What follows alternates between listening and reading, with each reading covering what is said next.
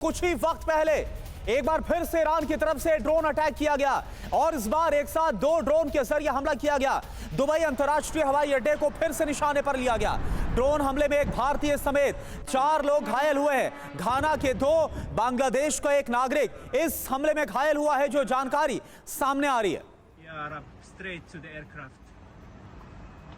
और अब ईरान के खिलाफ यूएस ने टॉमाहॉक मिसाइल दागी है। बड़ी खबर बता दें, अमेरिकी युद्धपोत से मिसाइल दागी गई।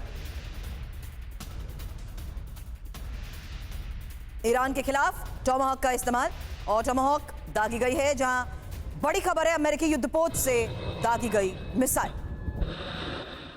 और एक और बड़ी खबर, अमेरिकी वायुसेना ने अपनी ताकत दिखाई है। B-21 में KC-135 से एयर रिफ्यूलिंग की गई है। जमीन से वीडियो तैयार किया गया है। ये देखिए, आप तस्वीरें आपको दिखा रहे हैं।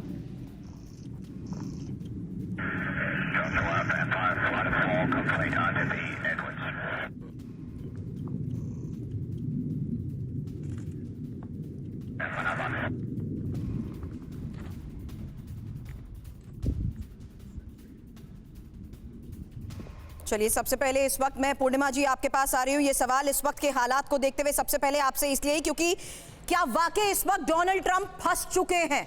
ये बात मैं पूर्णिमा जी इसीलिए कह रही हूँ क्योंकि अब जो सिचुएशन बन चुकी है कि अमेरिका पूरी तरीके से वल्नरेबल हो चुका है। Thank you so much for having me. Namaste, Jai Hind. Ma'am, this situation is actually होना ही नहीं चाहिए था. Majority of America's actually President Trump supporter, उन्होंने बोला ही तो इसीलिए कि हम वो नो वॉर प्रेसिडेंट है और हमें नया वॉर शुरू नहीं करना। ये ना तो उनके सपोर्टर से कोई परमिशन लिया, ना कांग्रेस से परमिशन लिया। ये obviously at the end of the day unprovoked and illegal, not just from international No, I mean, in other words, is it correct to say कि इजराइल ने अब अमेरिका को इस जंग में झोंक दिया है? वो तो रूबियो ने बताया था, उसमें क्या सच है क्या झूठ है अब बाद में पता चलेगा। But at the end of the day अभी प्रेसिडेंट ट्रम्प के हिसाब से हम अगर देखेंगे, कभी बोलते 2-3 दिन का वॉर है, कभी बोलते 4 हफ्ता का वॉर है, कभी बोलते 4-5 वीक्स का वॉर है, कभी बोलते हम we are ahead of the schedule, कभी बोलते we are close, we are going to be done very soon pretty much. मतलब ये जो वर्डिंग्स यूज करते हैं ना, he thinks everybody is stupid, he thinks nobody uses their brain, he thinks whatever he says he is MAGA base is always with him. But जो actually सोचने वाले thinking brains है, स्ट्रेटेजिकली वो देख रहे हैं कि वो उनका कॉन्फ्लिक्टिंग स्टेटमेंट्स आ रहे हैं, वो उनके लिए अभी ये क्वेश्चनेबल सिचुएशन हो चुका है। बाकी he is not able to give any kind of satisfactory answer exactly what was his goal, why did he jump on it, why it was an unprovoked war. और उन्होंने उनका मिशन भी change हो रहा है कॉन्स्टेंटली, उनका agenda भी change हो रहा है कॉन्स्टेंटली, और धमकियां, थ्रेटनिंग, बुलिंग चलता ही रह रहा है।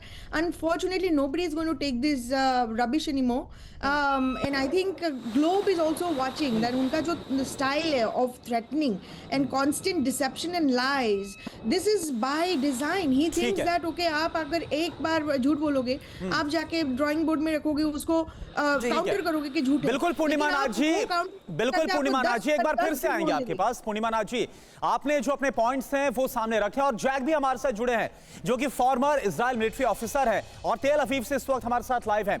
जैक, एक बात बताइए, लगातार इस बात को लेकर चर्चा हो रही है और दावे ये किए जा रहे हैं कि दरअसल ये जो जंग शुरू हुई इजराइल के कहने पर या इजराइल के दबाव में, ये जो जंग है वो शुरू की गई, अमेरिका ने अटैक किया। एक तो इसमें कितनी सच्चाई है, और दूसरी बात ये कि क्या वाकई में इजराइल भी चाहता है कि ये जंग और लंबी खींचे? देखिए, मैं सबसे पहले तो नमस्कार नमस्कार सभी दर्शकों को जी। और एक ही बात मैं कहना चाहूंगा, मैडम जी ने भी कहा कि ही इज नॉट क्लियर। एक ही बात मैं कहना चाहूंगा कि आज आप वॉर में देख रहे हैं, वॉर होने के बाद किस किस कंट्री पे वो अटैक कर रहा है। पहली बात तो ये है। दूसरी बात, उनके पास अगर न्यूक्लियर पावर आता है तो जैसे वो अभी अटैक कर रहे हैं, अभी तो उनको बहाना मिल गया अटैक करने के लिए, चलो ठीक है, लेकिन अगर न्यूक्लियर पावर मिलती है तो ये जो कंट्री है ईरान, ये कितनी थ्रेट हो सकती है बाकी देशों के लिए, ये मुझे बताने की कोई जरूरत नहीं है। Because death to America, death to Israel, death to America continues ये बोलते आ रहे हैं। ये बात आप समझ लीजिए, पहली बात। सेकंड थिंग, ये जो इजराइल और ये अमेरिका ये जो वॉर लड़ रहा है, ये पूरी वर्ल्ड के लिए लड़ रहा है। और आज मैं देख रहा हूँ वॉर में इजराइल और अमेरिका फतेह पाएगा और ये आगे भी है। बस इतना ही है कि ईरान वाले जो है वो ठीक है, सिर्फ जैक